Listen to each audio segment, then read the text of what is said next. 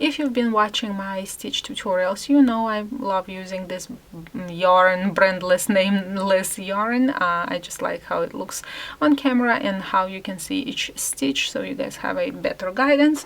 And I am using a size H or 5mm hook. Alright, if you are ready to start learning, give this video a thumbs up, subscribe if you're not subscribed yet, grab your yarn, crochet hook, let's get to work.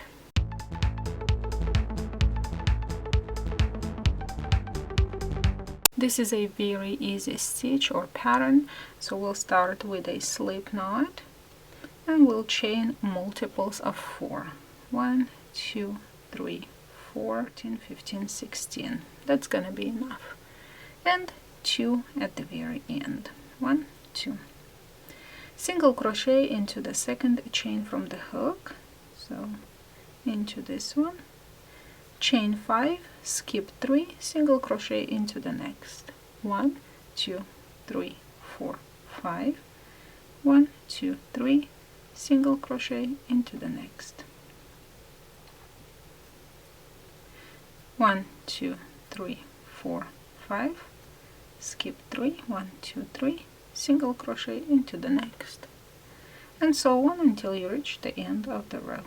1, 2, 3, 4, 5, skip 3, single crochet into the next. And when you come to the end of the row, 1, 2, 3, 4, 5, skip 1, 2, 3, single crochet into the last stitch or chain. And there is what we have. Now we're gonna turn the work. We'll chain 5. The chain 3 will count as a double crochet plus 2. And we'll single crochet into the first arch. You can either single crochet into the actual arch, or if you want to be more precise and you want your arches to not move, you will single crochet into the third chain. It's totally up to you. If you are making a garment, I would highly recommend that you single crochet into the chain so your arches are not moving. Then let's continue. Chain 5 and single crochet into the next arch. Same here, you can go underneath the arch or you can go into the third chain.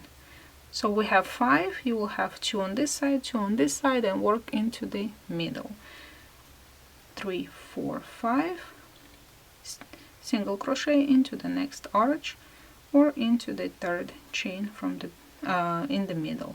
1, 2, 3, 4, 5, into the third chain. I like to go into the chain so my arches are not, so if you're wearing a garment, these ones are not gonna be sliding, they're gonna stay there, and it's gonna keep its shape. And to finish, we will chain 2 and put a double crochet into the single crochet of the previous row. And I already showed you, but show you one more time. This is what we have. And now we're gonna turn, chain 1, single crochet into the same stitch, chain 5, 1, 2, 3, 4, 5, single crochet into the next arch or into the third chain of the arch, and continue till the end of the row. Chain 5, single crochet into the next arch,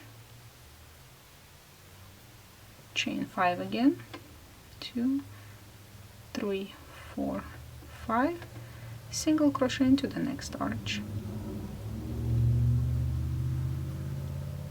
And to finish this row, we will chain 5 and put a single crochet into the third chain from the beginning. 1, 2, there is the third. And this is what we have. And one more row. Turn around, turn the work. This one we will start with chain 5. The chain 3 is a double crochet plus chain 2, and single crochet into the very first arch or into the third chain of the arch, and continue with chain 5, single crochet into the next arch, chain 5 again, single crochet into the next arch, chain 5, single crochet into the next arch, and to finish the row, chain 2, single crochet, double crochet into the single crochet from the previous row, like so. And once I spread it, you can see what we have. You can clearly see the gaps. And this is why it's very important for this, if you're using this stitch for any projects like garments or accessories, make sure block your project. You will see how it will expand. Otherwise, when you are crocheting, it's gonna be more like this, so you are not gonna have the accurate length or width. So kinda when you are looking, kinda try to expand it and see what it will look after you block it. And this was it for today's tutorial. I hope you enjoyed it, and I hope you're gonna check down in the description box the projects that I made using this stitch. Enjoy your summer. Give this video a thumbs up. I will see you soon. Bye bye. Whichever number of you like